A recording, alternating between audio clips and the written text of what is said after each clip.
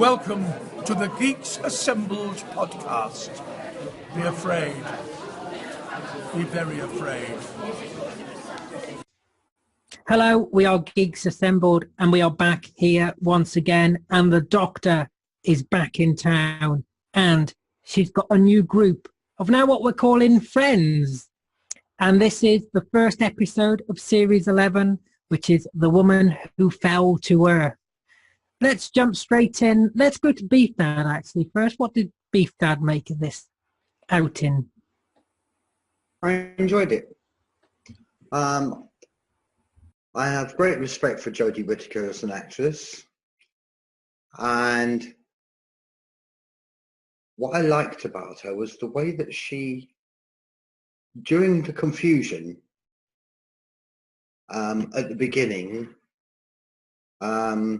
well, in fact, through most of it, where she was trying to figure out who she was, and while she was still regenerating,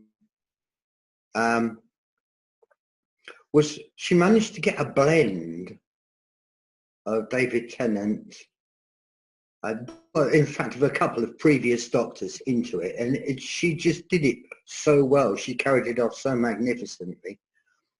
And by the end of it, she was starting to become her, the new Doctor. And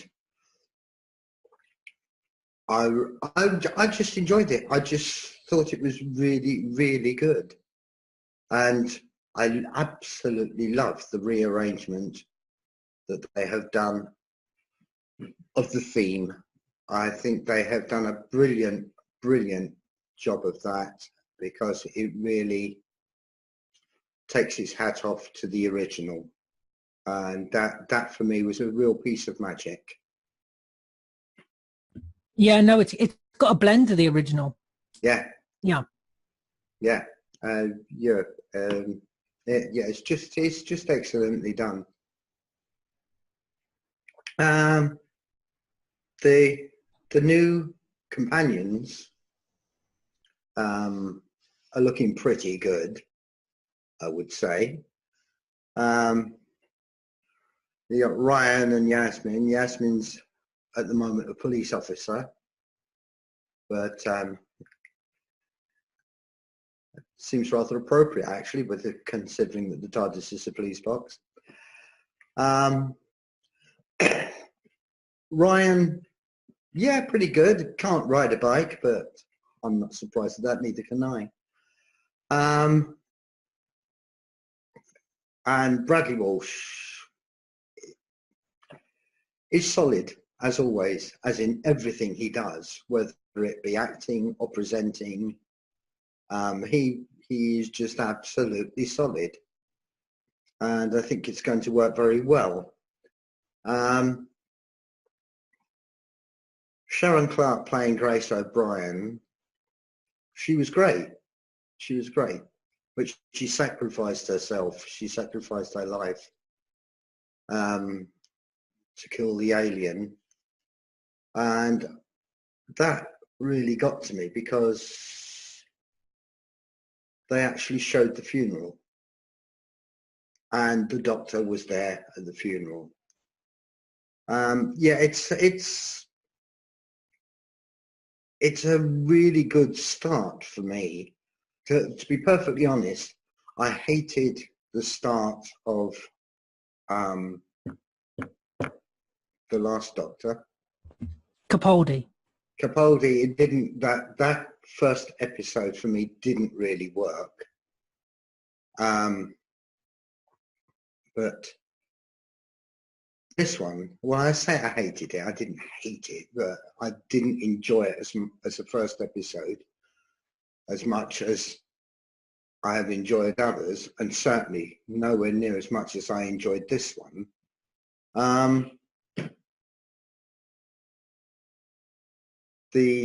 Her ability to create her own sonic screwdriver was just absolutely great.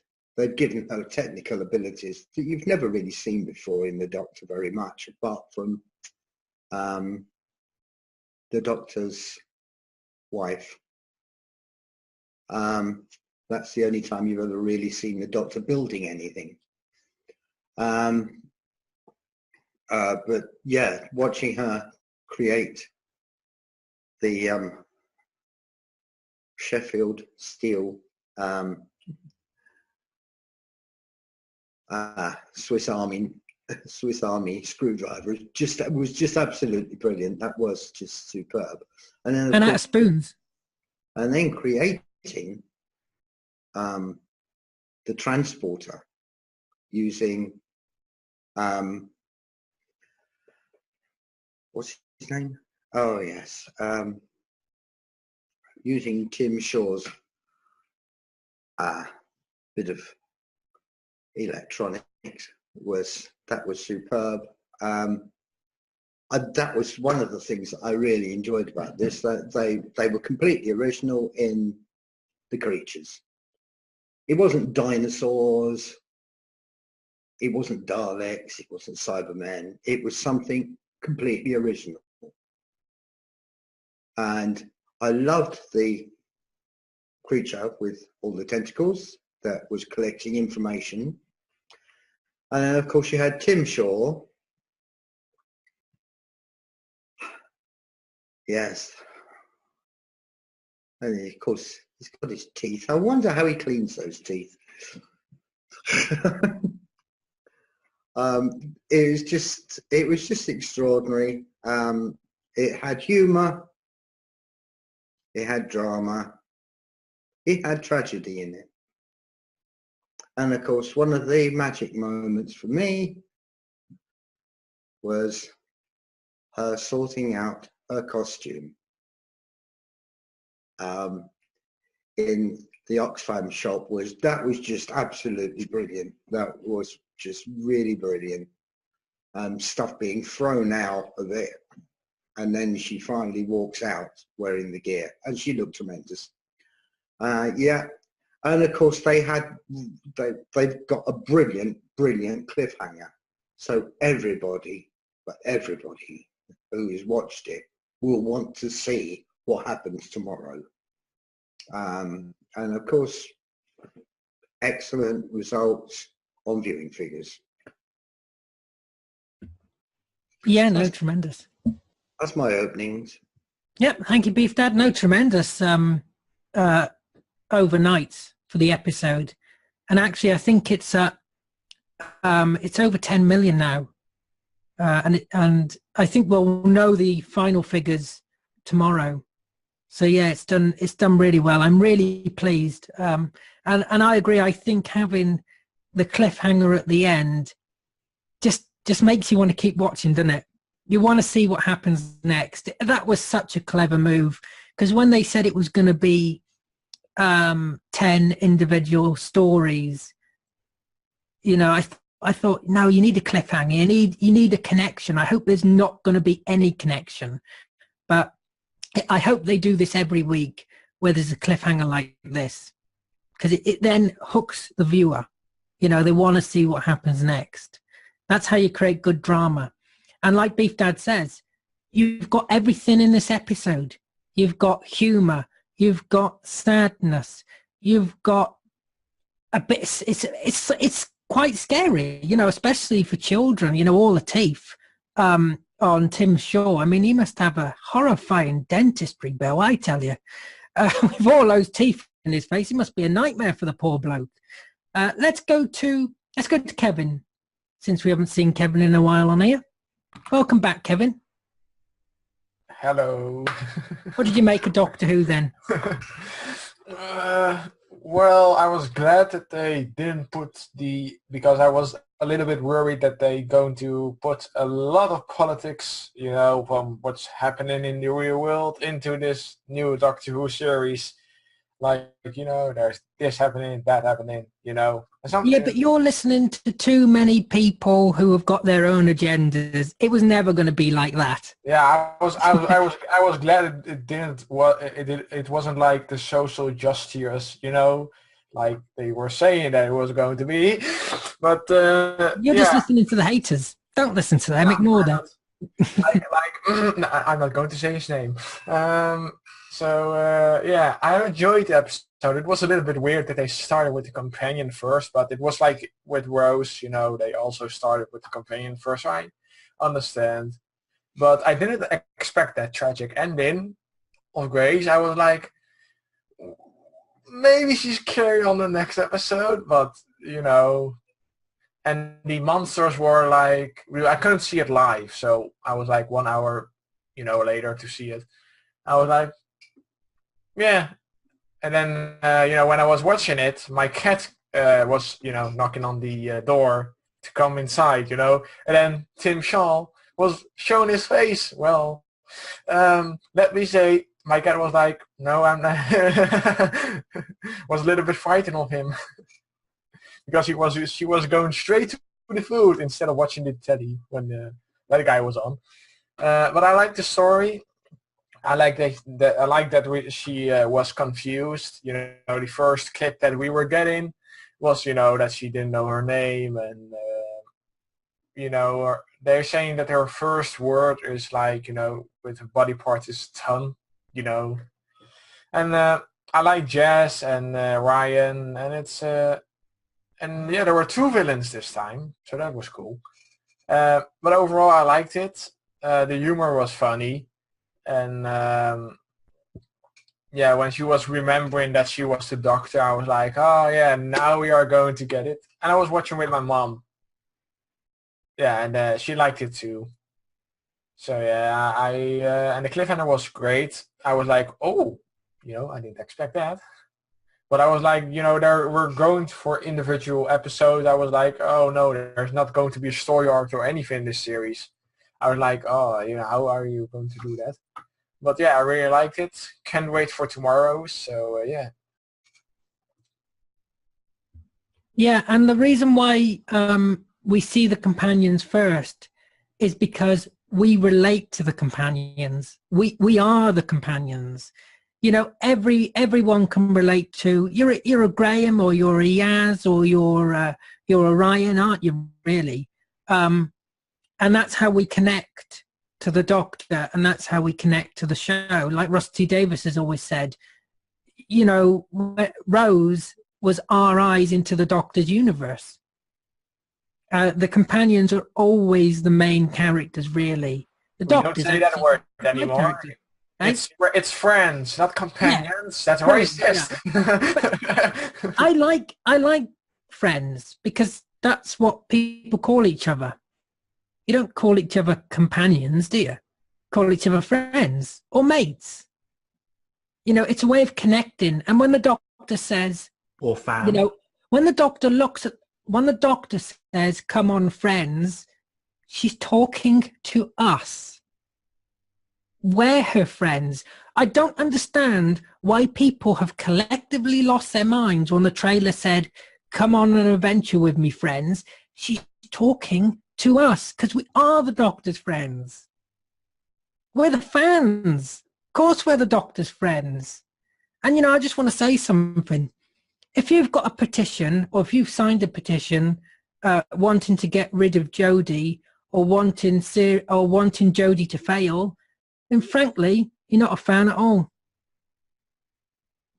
You never have been, and you never will.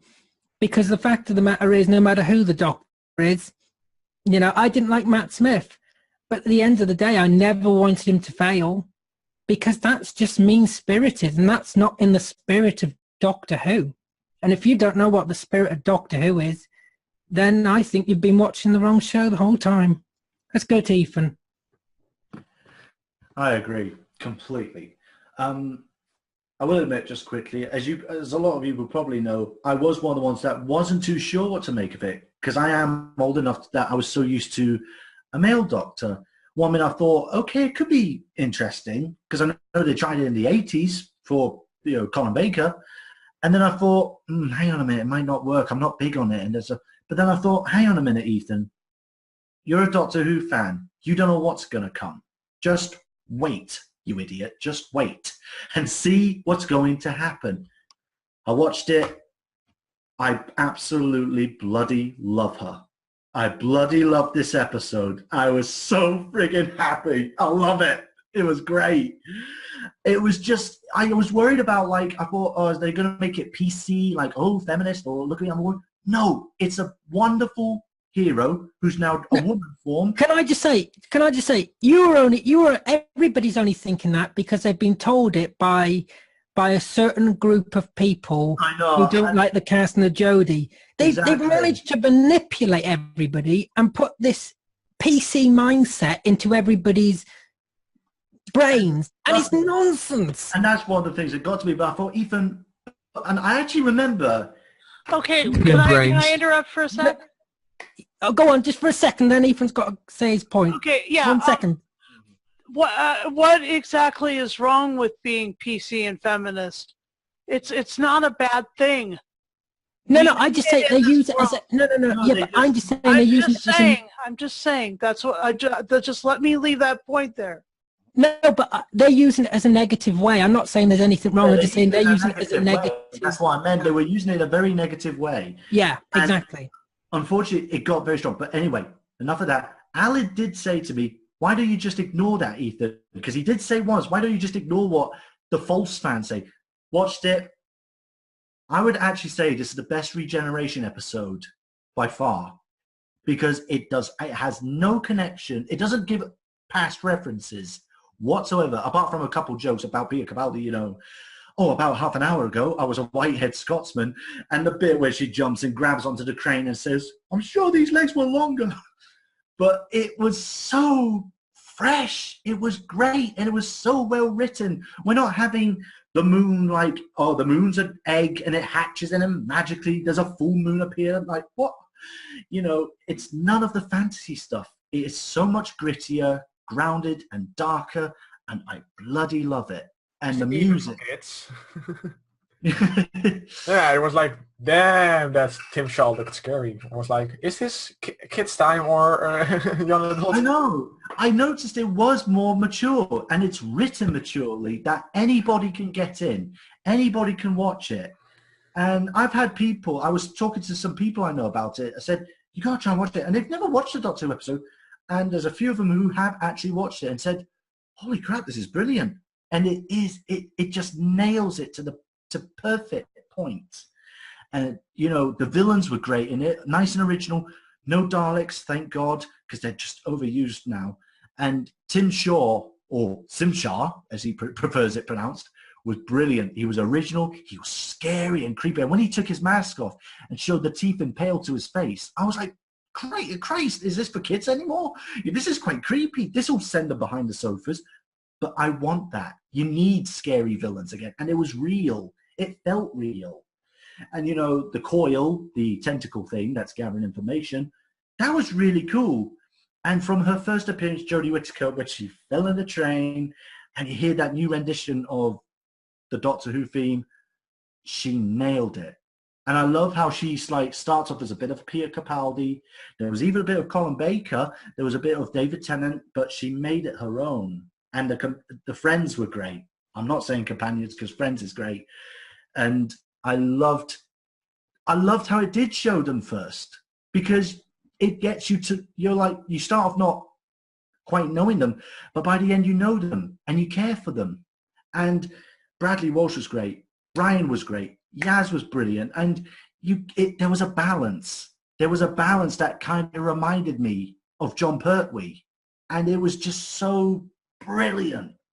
Oh, I loved it. And what was I going to say? Just even that shock death where Ryan's nan dies. That really hit me. I was like, whoa, because you genuinely care. But it's saying it's not pulling any punches. There's now consequences. And we needed that. It's saying it's a dangerous world. There's risks. There's consequences. Someone could die. The Doctor's now got his companion back that always follows him, death. And that makes you care for the characters and you want them to be okay. And it shows it's just a real, amazing, but dangerous world. And I love how, I don't know if this is just me, but when the cliffhanger was brilliant, but space looked, in the past I've noticed space looks more colourful and more fantasy-like with Doctor Who. Whereas it looks darker and more scary. I don't know if it's just me, but I felt that. But that cliffhanger was perfect. And I loved that theme so much. It really made me think of the 60s, like William Hartnell, Patrick Troughton, John Pertwee, that music, but with a few enhancements, but it sounded like the 60s. And I love the old kaleidoscope style, where it was like a sort of that wavy thing, but it looks more liquidy. And another thing I loved was the fact instead of next time, it shows you the cast, the guest cast that's appearing. Don't show us clips. Like season 10, as we all know, it showed us the Master was coming back. That spoiled it. But it didn't show you any episodes. It just shows you the guest stars. And I loved it because I don't know what's coming. I'm a kid again. I'm a fan again. I want to see more. I want to see what's coming. So all in all, what an amazing episode. Doctor Who was back. Where was the TARDIS? I know. I want to know where the TARDIS is. Kevin, can I ask you a question? Do you think Ethan enjoyed it? Yeah, I think so. He's very excited about it. Oh, yes. You got that impression? I didn't. Oh, yes. I can see you're happy that I loved it, and I do. I love it. But the truth is, the Doctor's most important companion is back. And the Doctor's most important companion is death. And that has what the show has been missing. Because without death, you have no consequences. And things don't matter. Things don't count. It's not even realistic. Yeah, it's not real. You've got to have death. It's more fantasy, and they kept bringing people back. This time, no one comes back. Oh, this is not fantasy at all. The fantasy of Moffat's era is gone. Thank God for that. But I have to say, when I heard that Bradley Walsh was going to be in the show, and then again, everybody collectively loses their minds, I thought that is the biggest stroke of genius Chibnall had. I actually agree with that, yeah. Bringing Bradley Walsh into it was a really big coup because he's a really big star in the UK. He's a really big star. And I thought, when he was announced, I thought, yeah, they've nailed this. They've completely nailed it. But I'll tell you what, people kept on saying, oh, you shouldn't have a female because it should be the best actor for the job, you know. Well, I have to tell you, she is the best actor for the job, and I can tell you she was chosen because she's amazing. Jodie, the best thing about this episode is that Jodie isn't a female doctor. She isn't the Doctor. She is the Doctor. And anybody who says they're not watching because it's a gender change, it's a woman doctor. No, it's not. It's the Doctor. It's the Doctor. Jodie is the Doctor. And I just couldn't stop smiling through the whole thing, just thinking, I love this Doctor. Aled. Yeah? Shall we get Alex and Susan? No. Let me another 10 minutes. Go on, let's go to Alex and Susan. Kevin's now running the show now. I've been told by the director. All right. Well, let me tell you, I really love this. I think that being a Whovian, being a Doctor Who fan, being a dweek, whatever you want to call us, we are absolutely enthralled by this wonderful character. And, you know, the character hasn't changed. I mean, the character has changed, but the character, the stuff of stars, of the mystery of this character has not changed. And I like the mystery of the little things that were in the episode. The crazy loop-de-loop character of this villain The coil. and the Tim Shaw's introduction coming out of the Hershey's Kiss here. I love those things, and I'm glad that the Doctor is back. Here's Alex. Okay, well, I may be a Whovian, but again, I'm not in love with it.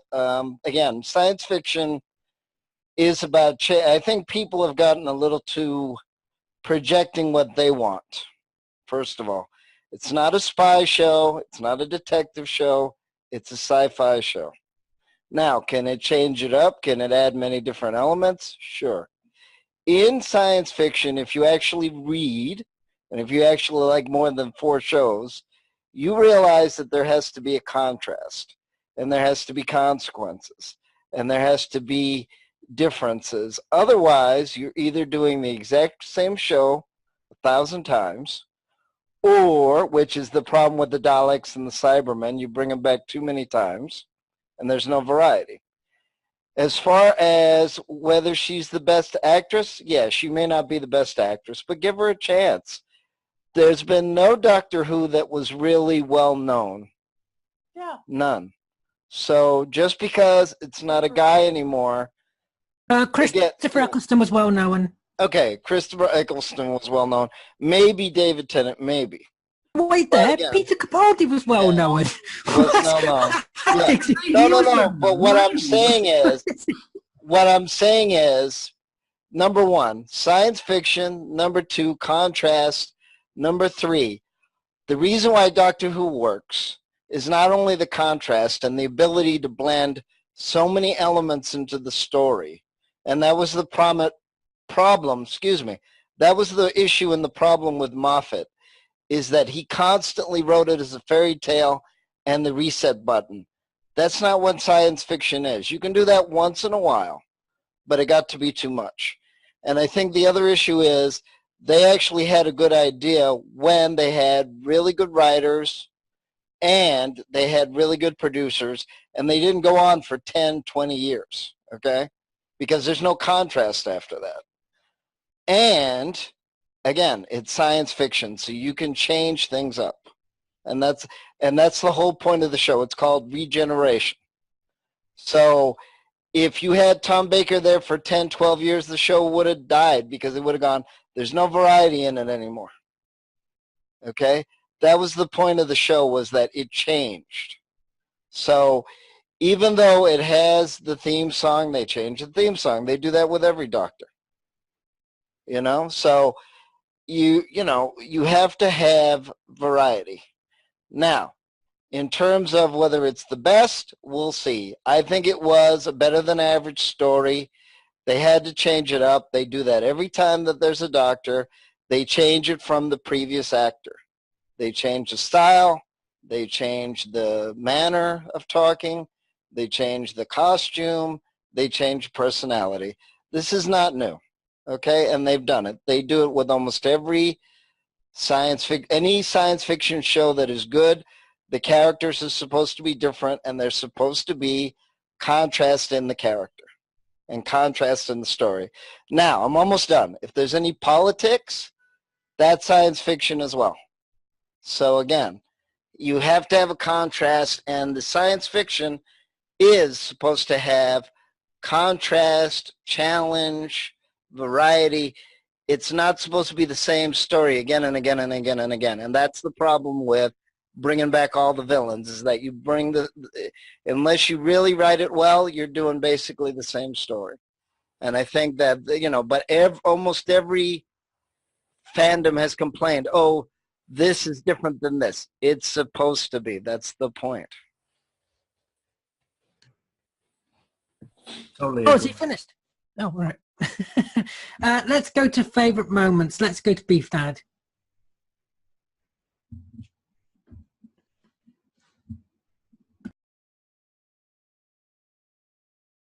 I've already said the creation of the sonic screwdriver.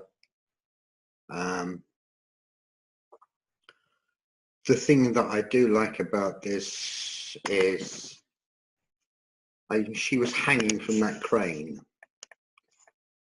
by her hands, and that was her. Jodie has done all her own, she's doing all her own stunts, and I think that's brilliant.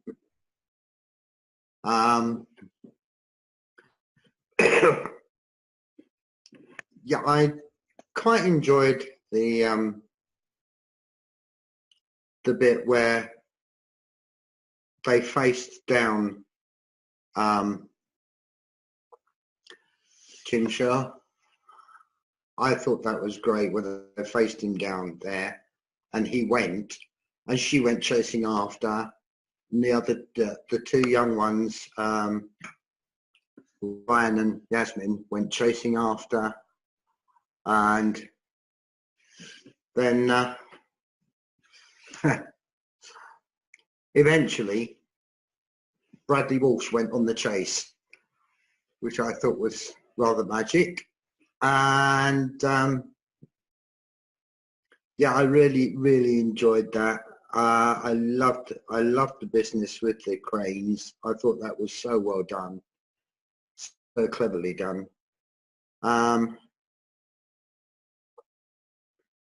And yeah, the guy who played, is it Dean? Was it Dean? Yes, I think it was Dean. He was good. Scared, but the thing is, he'd been doing the confidence thing online. And I am valued, yeah. That was just great. I thought it was just great. I am needed. And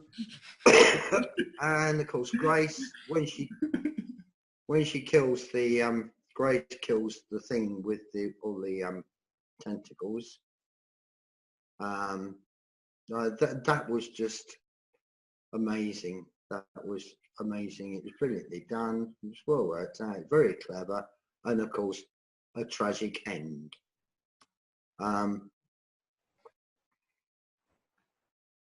Yeah, and the final moment in space, as Ethan has said, rather than it being sort of pretty and filled with stars and that sort of thing, it's not.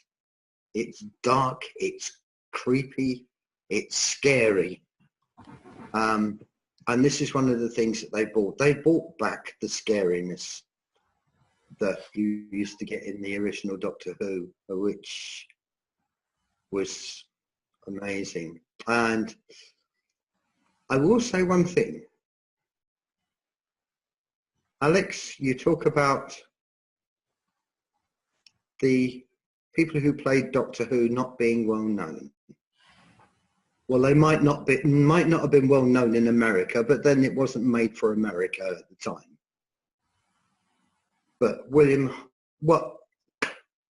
all the Doctors, I would say, up until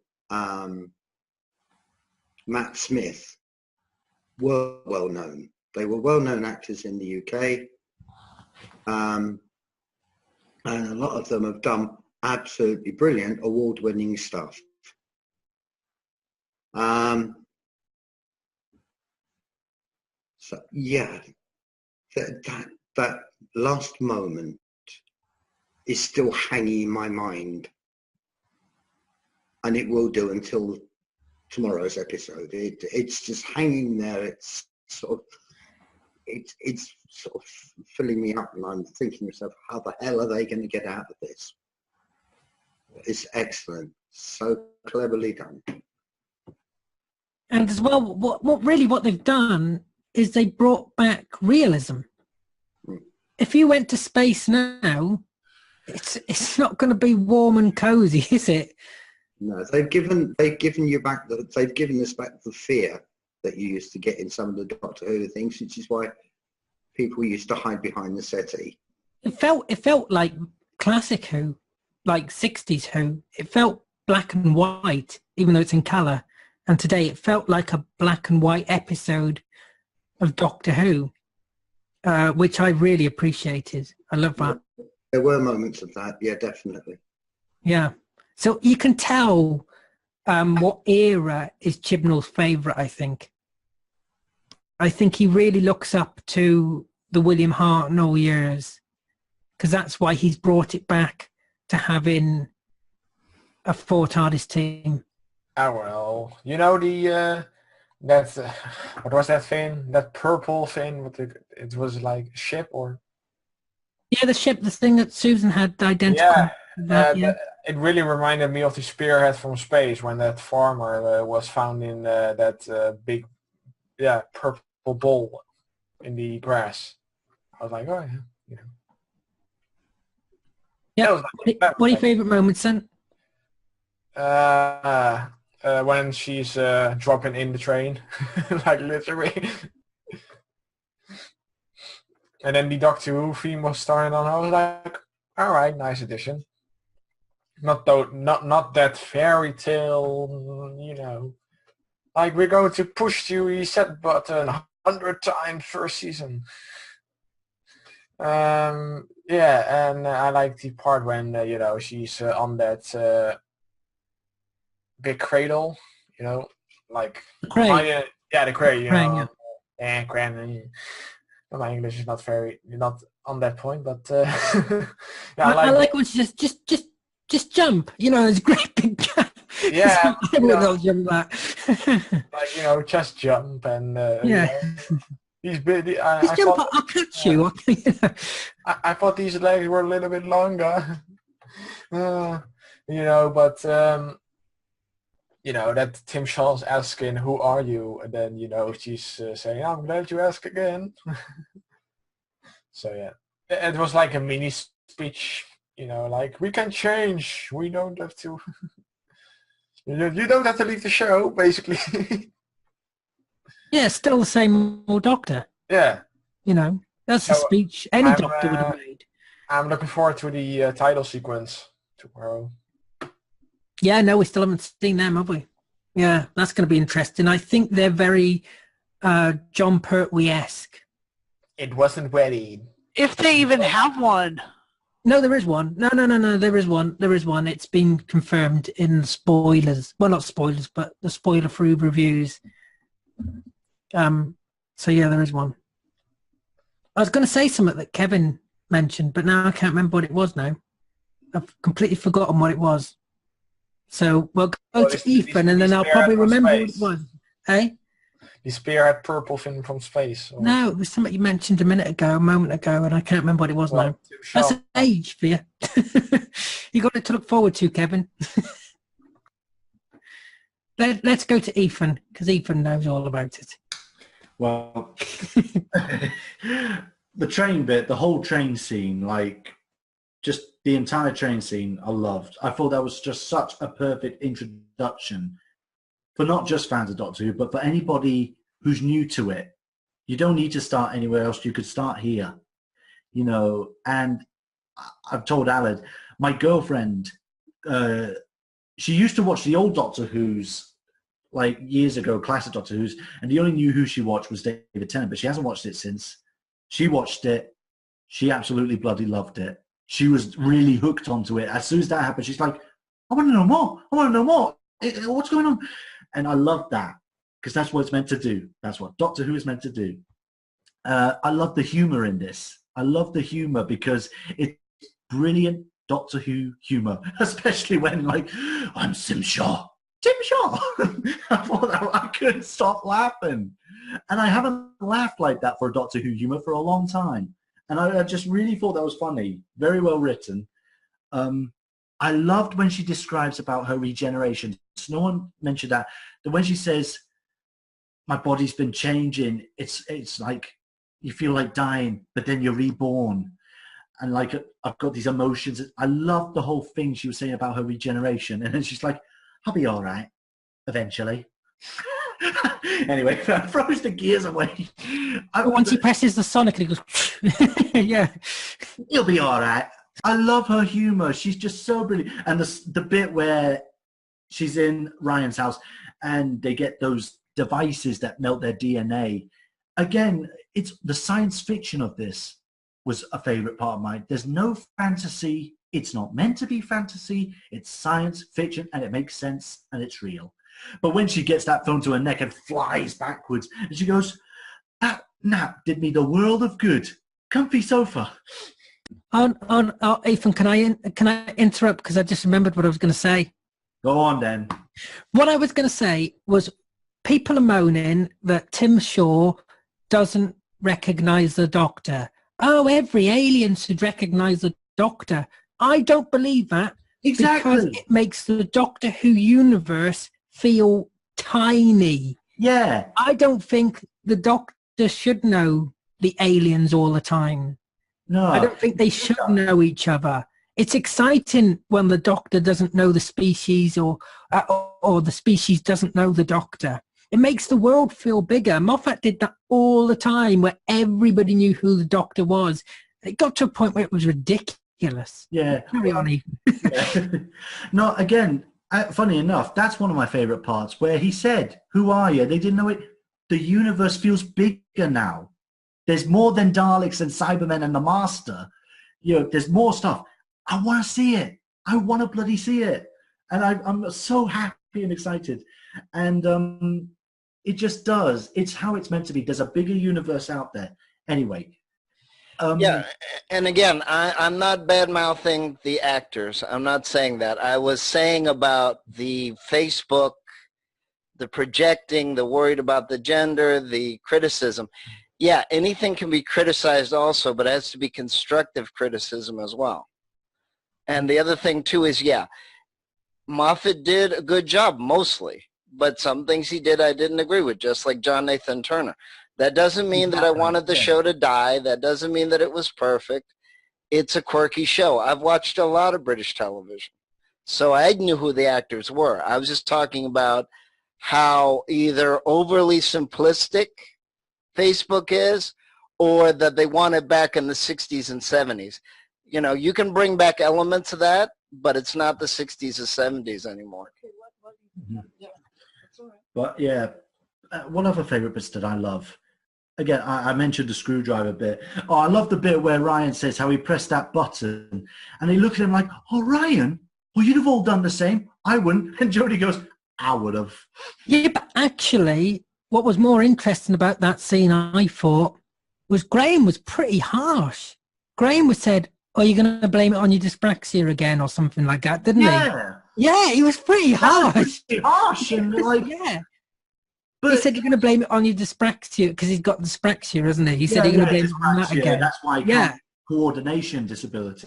Yeah. But it just shows the tension between the two. There's these little subtle lines that you might not pick up on because of the humour. Yeah, no. There's these little lines that there's tension between Graham and Ryan, yeah.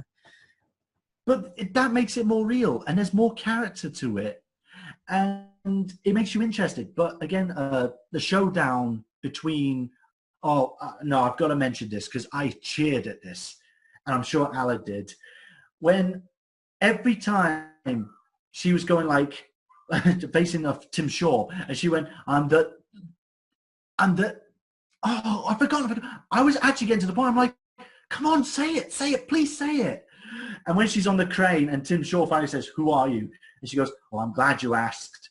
You know, like a dash of this, and my brain, a bit of adrenaline, adrenaline, a dash of fear or something like that." But then she says, "I remember who I am." And as soon as she said, "I'm the Doctor," I actually went, "Yes!"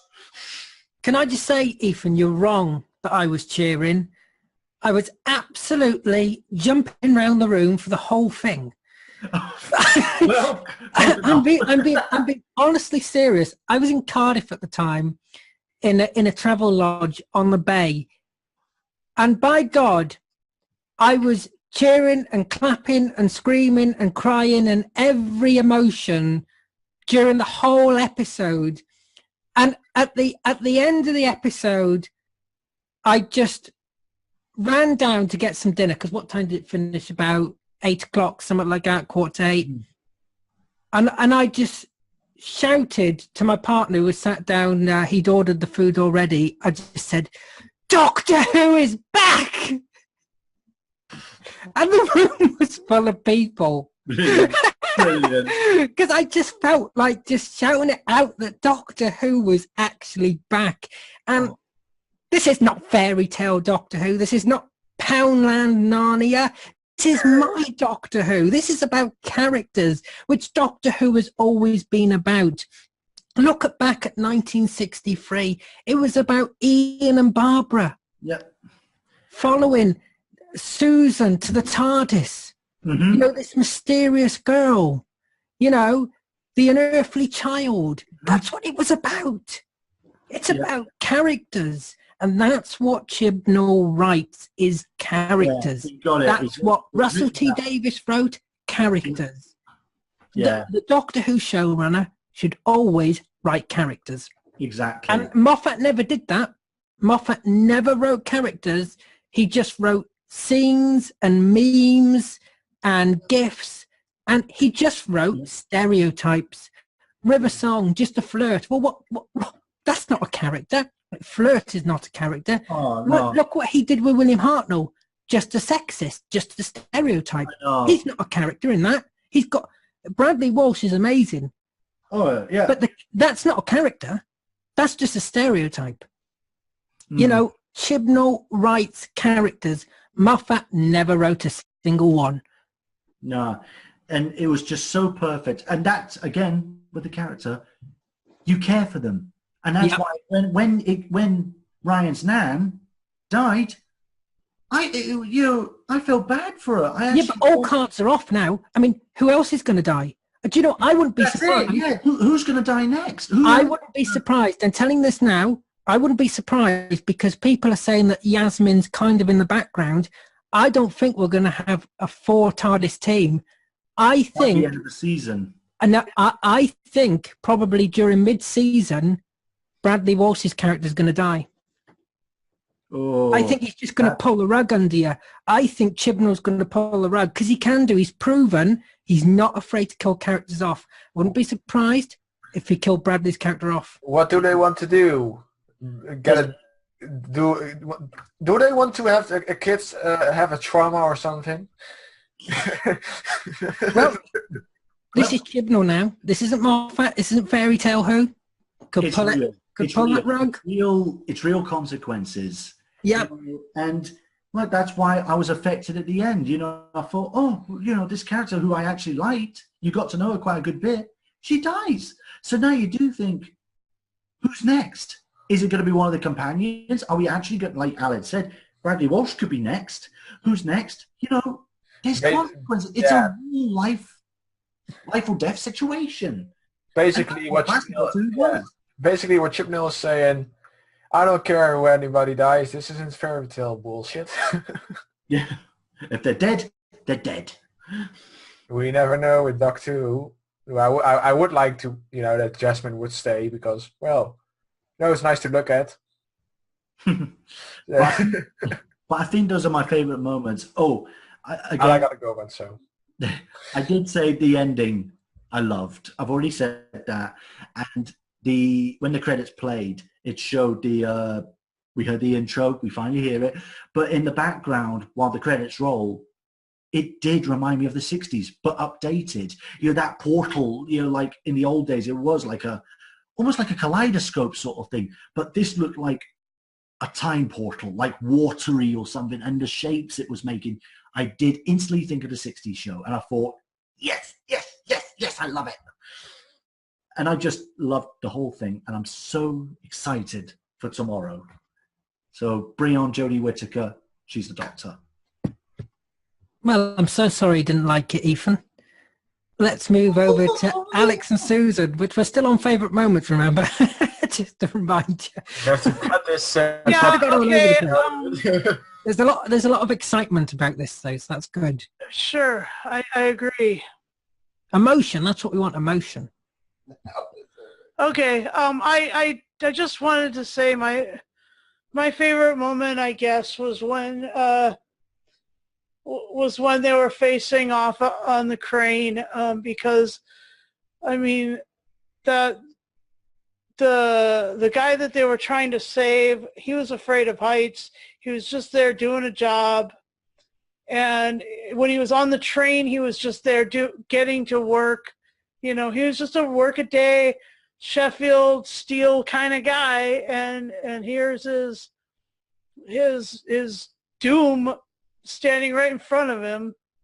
And so that was cool. And I like the spoons, and I like the Sonic creation. There were a lot of like Easter eggs for the past, but you know, they were a little more obscure than they have been under the most recent showrunner. I loved Moffat's stuff. I disagree with everybody here about that because I really did love Doctor Who under Capaldi and stuff. I even loved Matt Smith when I first saw him until I met him in person. He was you know, awesome. But let me just say that the reality of the show being so much, you know, a couple of people, and also the fact that Ryan Sinclair has a disability makes me really happy. I mean, there's inclusion on all levels in this. And yeah, so here's Alex. Okay, I don't know if I really have favorite moments. As I said, it was better than average, but I'm not glowing as of yet. I do like modern version of Doctor Who. It's just a question of, I think it's also the issue of the emphasis and the issue of the direction, and the fact that unfortunately Moffat was good for the show, but it was just too many time loops and time arcs and things unresolved and all that. He did write some good episodes for the show. I mean, let's not bash him altogether. And Capaldi would have been better had he had better stories and more companions. And they kind of waited until the end to finally give us contrast. So that's my main point. My main points are, let's see how this season goes. It looks good. The fandom's getting a little bit ahead of itself. Number two, it's variety and contrast within science fiction, not fantasy.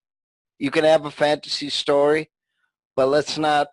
I think the issue is it's gone too much in one direction as opposed to having variety. Three, the actors are good, and they do have histories. Most of the actors are good in Doctor Who. They are. But, of course, remember, too, that we're talking about a TV series and franchise that has been around for over 53 years. So you're going to have people that like stuff, then change their mind. Some people are going to like something, and other people are going to really dislike something or really detest something. So I don't think Jodie Whittaker is the Doctor, but I think it's a very good start. I want to see how it goes. I want to see if they can keep the tension and surprise up. And it is good that there's more than just one companion, finally. We can have a little variety. We don't have to have Claire all the time, or Tegan all the time, or Perry all the time. Let's have a little variety. Let's have a little contrast. And see if it's written well. It doesn't matter what the gender is, because if it's written well, the characters are written well. And that's what real science fiction is about, whether it's political or not, whether it has overtones or elements or subtext or whatever. The point is, if it's written well, it will endure. And that's the other thing, too, to remember. It's not just whether it's male or female. It was the character and the soul and the essence of the characters Exactly. and the stories that have made it last more than 50 years. It's not about the gender. Let's get off of that. Here. I back that. I back everything Alex has said there. Alex is absolutely correct. Absolutely correct. I think we can all agree on that. Yeah, one of my favourite moments is when Ryan threw the bike off the hill. I just thought that was really funny. Ryan Sinclair. Ryan Sinclair, don't you dare! he just throws it, and it lands in the tree. But I am absolutely shocked I am really shocked that nobody has mentioned the salad man. Oh, the kebab man, the drunk. Where the faces the alien. Oh, it's not ready yet, man. Salad at him. It's not Halloween yet. Next month. I thought that was just comedy gold. That had me absolutely cracking up. And of course, he died and had his tuck taken, which the alien then uses as like a souvenir, like of his dead and things like that. But it's, the alien was very much like Predator. But you see, I don't mind Doctor Who taking ideas from films, because a lot of the best stories of Doctor Who are taken from films. Look at the Philip Hinchcliffe era. A lot of it, you can just say, look, that's that film, that's that film, that's that film. You know, so things like that don't bother me. I think Doctor Who always does that quite well. I mean, because they said like he was like a combination of a villain from Spider-Man called Kraven the Hunter, who's a deranged madman who wants to hunt all the time and get trophies, and like you said, Predator. But it works. It still comes out as an original thing. And I thought he was menacing. For the first time, I thought, actually, he's visually menacing. I mean, with the steam coming out of his back and everything and the way it was shot, and it was all at night, it was really menacing. You know, I can really see children being frightened of that. And that's what Doctor Who's meant to do, because I remember being frightened of watching the reruns of John Pertwee with the Autons and things like that. I remember being frightened. I mean, they don't frighten me now, but I remember watching it for the first time, you know, like Spearhead from Space or whatever, as a kid, and being quite frightened. So Doctor Who, kids like being scared. That's why they do Halloween. Halloween exists for children. It's not for adults. These holidays aren't for adults. They're for children. That's what's up on Halloween. I don't care. No, but you get into it as a child, don't you? Yeah. You get into it as a child. And this is another thing that bugs me as well. I'm going to go on another little rant here. So if you want to sit back for a few minutes. People saying Doctor Who isn't a children's show. No, Doctor Who is totally a children's show. And I'll tell you why it's a children's show. It's because you start watching it as a child and you become a fan and you remain a fan. I started watching Doctor Who as a child and I'm still a fan. How many of you here started watching Doctor Who as a child?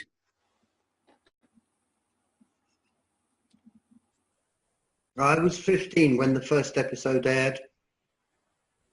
Yeah, so that's pretty young. Yeah, that's I was 5 when I watched Peter Davison. Peter Davison was the first Doctor I was introduced to. So yeah, I was about 5 when I first watched Doctor Who, and my dad said to me, he said, once you're a Doctor Who fan, you're always a Doctor Who fan. And my dad's 72, and he's still a Doctor Who fan. I was about 13, must have been. Alex, how about you?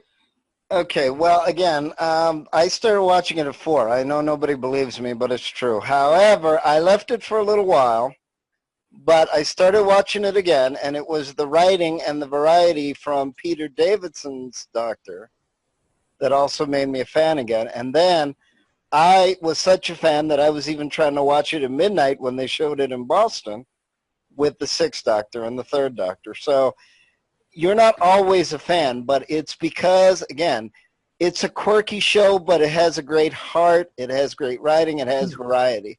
That's why Doctor Who has been around for over 50 years, because I've talked to people that only watch New Who, and they love certain parts, Tennant and Eccleston and Rose and the Weeping Angels, even though they're not really scary anymore, unfortunately.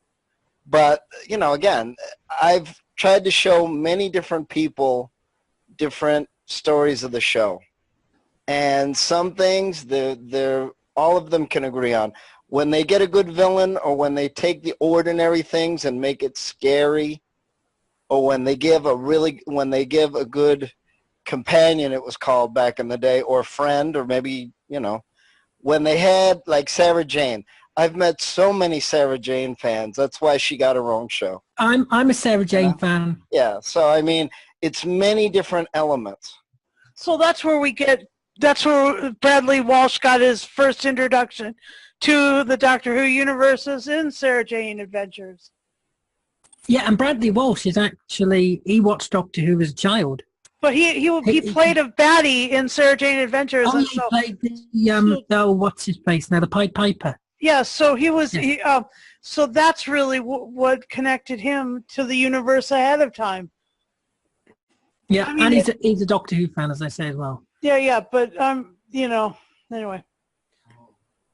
No, that's fine. Finished? Yep. Let's go to final say and score. Let's start off with Beef Dad. For a first ever episode for a new Doctor, it was brilliant. It was brilliantly acted by Jodie Whittaker. The story was excellent. The direction was good. I loved the new villains. It gets a 10. 10. Thank you, Beef Dad. Let's go to Alex and Susan since they're unmuted. Rebels. I'd say better than average. I want to see how the whole series goes. I'll give this an 8. I'm happy to see the change in direction. I want to see how Jodie Whittaker does, but also, again, it's the writing, it's the variety. So hopefully they will change from how they had it previously, where they were giving everything away and the same villains were coming back all the time. Let's change it up. It's about variety. It's about variety. Yes, not 100%, but let's put it back where you have more of the tension, more of the drama as well. I also liked how she kind of said mostly what she was thinking, the Doctor did. And again, for a first episode, it was good. It was a different direction. It wasn't constantly referencing everything in the past, which is good. But it kind of was. It little bit was. It wasn't, I said constantly, Susie. So let's see how this does. The villain was scary, which is good. That's what you need. I mean, otherwise the story has no bite. If you don't have any variety or contrast or good villains, the story has no bite. It's just, and again, you can have a story. It doesn't all have to be super negative and serious either. But you have to have variety and contrast. So it's a very good start. I'm looking forward to tomorrow.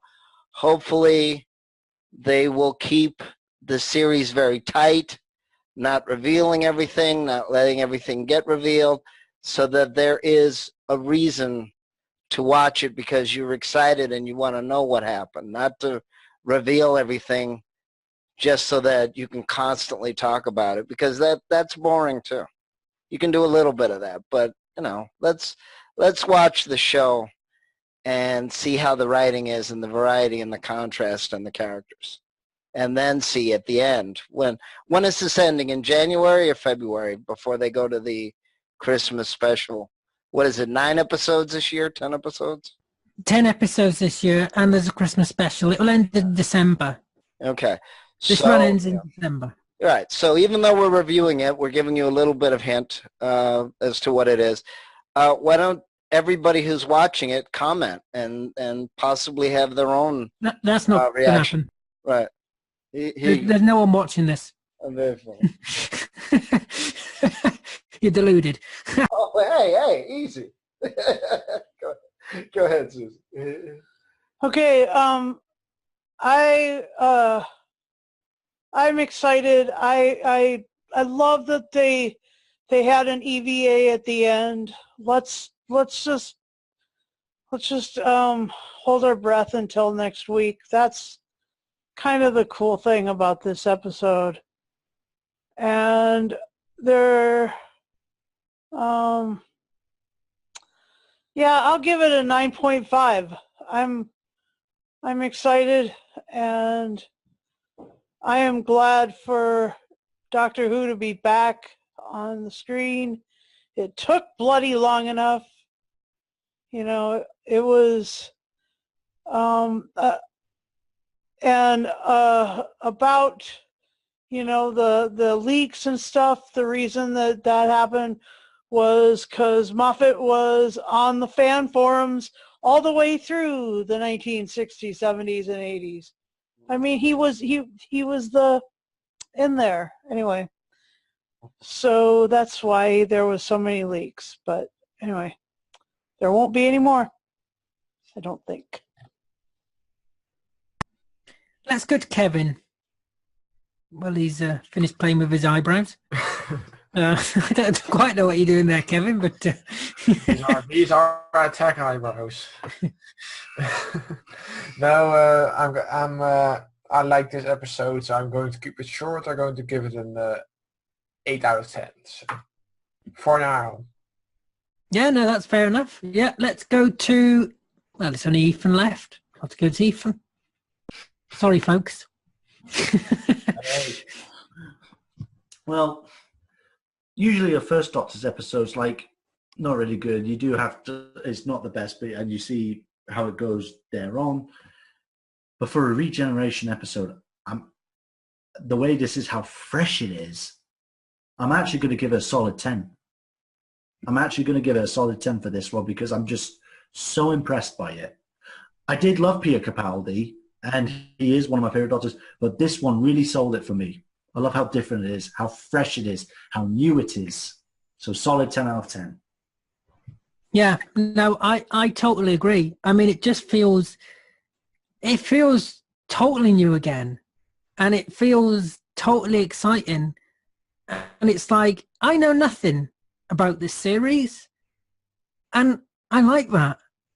You know, before we've seen too much, and before it's been too predictable, but now it's like, I'm so looking forward to the rest of this series because it's got characters I like, and those characters I'm slightly worried for now because of Grace dying. And that adds that depth that the show has needed for so long. That bit where I'm like, oh, I really hope he doesn't kill Graham off because I really like Graham. So I'm quite nervous that Chibnall is actually going to do that. But I like that because it makes me feel stronger for the character and the characters, that suddenly the idea that they can just be taken away and they're not going to come back just gives it that weight to it, that feeling that, you know, they've got to keep on their feet because this is dangerous now. This is actually dangerous now, and that's exciting. That's because I don't know how many episodes Bradley Walsh is in. He could be in all of them. I don't know how many Yasmin's in. I don't know how many whoever's in. I don't know because I don't know anything about this series. And that's exciting. And Jodie just knocked it out of the park. She is the Doctor, just as all the others are the Doctor. And that's amazing because she really, hats off to her. Honestly, I don't think, you know, for the first female to play the part, you know, of a lineup of all white men, to take on the role, even though she would have known about the criticism. Of course she would have known, because fans have always, well, there's a certain part of the fandom that's always moaned that they don't want a female Doctor. And to take it on and to just nail it just immediately like she has. Yeah, she really was. I can see why Chibnall chose her. She was the right person for the job. And he knew that all along. And fans should have more faith in the show. And they should have more faith in the decisions. Because so far, they've been all the right ones. And all the fans worrying and over judging things and jumping to conclusions. Guess what? You've all been proven wrong and you look rather foolish now. I knew Jodie was going to be amazing. I knew Bradley Walsh was going to be amazing. I knew Chibnall was going to do a good job. And so far, I'm right on everything. So there you go. You know, stop jumping to conclusions. Stop with all this silly, PC, this, that. Stop using everything negative towards the show, because really, you just make yourself look stupid. Anyway. So what's your score? My score, oh, come on, it's going to be a 10. It's going to be a 10 because it did everything it needed to do. It was the perfect opener. I think it's better than Rose. I like Rose, don't get me wrong, but I think it's better than Rose.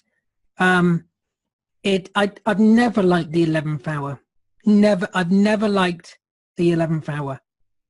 And one thing that did put me off Matt Smith was I can always tell if I like a Doctor by the very first scene, by the regeneration scene.